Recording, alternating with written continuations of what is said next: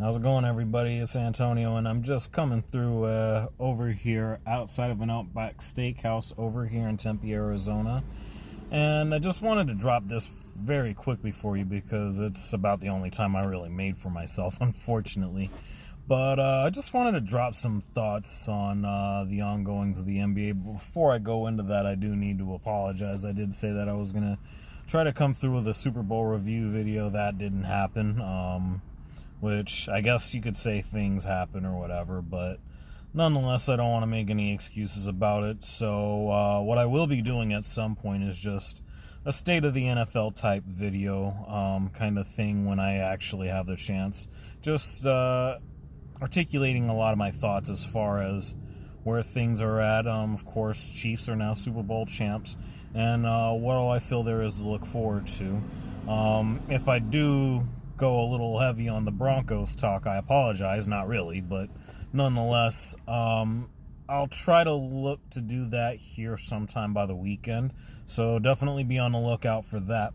But again, I just wanted to talk about the NBA real quick, probably more notably in regards to the LA Lakers.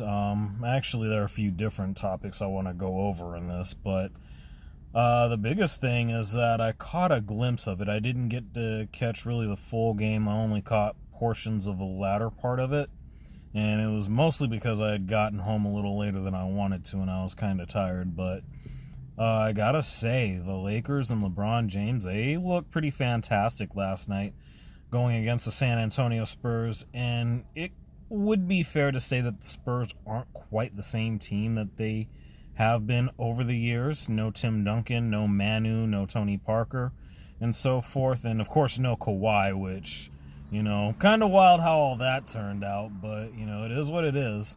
They still got guys like DeMar DeRozan, LaMarcus Aldridge, and so forth. So you'd like to think they'd be formidable, but that's getting completely off track here. This is about LeBron and the Lakers. And I got to say that LeBron has been putting, or at least last night he put it down significantly. I don't have any of the numbers in front of me, and I really wouldn't be able to look into that.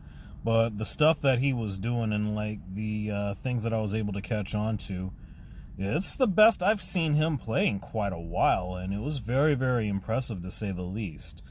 The wild thing about that, though, is that for as good as LeBron and the Lakers looked last night, it was really interesting because somewhere along the day, and I actually wanted to do a video on this, but somewhere along the way, they had mentioned the possibility of the Lakers looking to bring in a Derrick Rose, which I gotta say, depending on what they actually wind up giving up, I would say that that would be a fantastic move. As long as they don't move guys like a Danny Green or any of their key shooters or anything like that, I'm actually pretty good with that for them.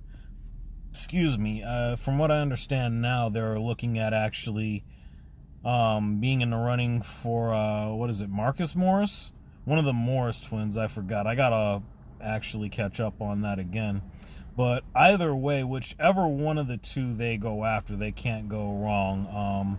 I believe Marcus has been a little bit more successful, but regardless of that, between the Clippers and the Lakers, whichever one of them winds up picking him up, whether it be by trade or if I believe it's the Grizzlies that he's with, I can't remember which team right now, but if he gets bought out and either one of those two picks him up, that's going to be game-changing. In all honesty, I felt like you could say that the Bucks are probably the favorite alongside the Lakers and the Clippers in terms of winning the championship this year. And I'll go into the Bucks here in a moment as well, but I think that right there in terms of picking Marcus Morris up is going to really change a lot of things for either side, and it's going to swing a lot of momentum whichever way he winds up going, and that'll certainly be huge, especially coming down the stretch. I know we got the All-Star break coming up, but with the trade deadline and buyout season coming up, it's going to get really, really interesting here. Nonetheless, that being said, I feel like that if they were to go the route of picking up a Derrick Rose via trade, I would love to see where that would go. I would think that would make them the favorites alone, but if the Marcus Morris thing is what winds up being the case, then great. But either way, it's certainly getting to be rather exciting as we get down the stretch here. That being said, the other main contender, which is the top contender out of the Eastern Conference, the Milwaukee Bucks, they're an interesting case scenario, and the one glaring need that I feel like I would like to think they'd have already addressed, but they haven't to this point, would be their shooting, especially off the bench. I like the guys that they have now, DiVincenzo. I know I'm butchering that almost as bad as Charles Barkley is. And then, of course, you got guys like Chris Middleton, who actually went off in Giannis's absence. I believe he went for like 51 one night. I can't really remember on that right now. But either way, they add any sort of scoring punch to their roster, then it's going to make it just that much tougher for them to beat. In all honesty, one way or the other, if I were to say right now, just judging off of what I have seen, which has been very limited, if I had to pick who I felt like was going to win the finals, I'd probably lean a little more towards the Bucks, mostly for the sake of redemption from last year after being knocked out by Kawhi and the Raptors. But more than that, to me, just in a scenario where even if it were the Lakers per se, the thing about LeBron when he winds up on a new team, and this has been no matter where it has been throughout his entire career, whether it was Miami, Cleveland, and now LA, the first year that they end up in the finals, they actually wind up losing. And that's been every case scenario. I mean, the first time they made the finals in 2007, what happened? They got swept by the Spurs. What was it, 2011, I believe it was, when they went up against the Dallas Mavericks. They wound up blowing a 2-0 lead, and the Mavs just came back and got 4 straight on them.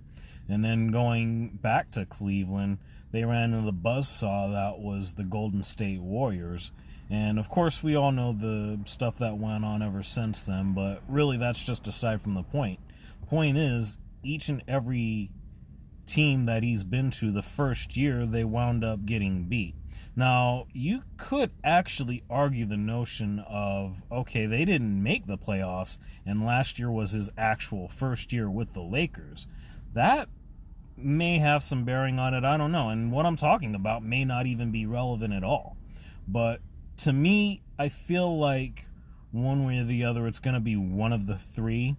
And that's provided, say, the Miami Heat don't find another key piece to add to their roster, whether it be through buyouts or trade deadline or whatever the case may be. Because you put somebody along with Jimmy Butler and Bam, I can't really say his last name right now. I got to relearn that because that's a tricky one. But you put somebody together with those guys, they are definitely going to have something to say as far as the outcome of the season is concerned. But nonetheless, that's just my take on that. I'm actually looking forward to everything down the stretch here, and this is definitely one of the funner seasons, even though we've just come off of the tragedy, the passing of Kobe Bryant, along with his daughter and 7 others. It's definitely been a lot of fun when I actually have had a chance to watch. And I'm looking forward to seeing how everything unfolds. But I'm definitely interested in what you guys have to think. Drop comments. Drop a like if you enjoy the video. If you're new, certainly subscribe if you would. And I hope you enjoy the rest of your day. Have a good one.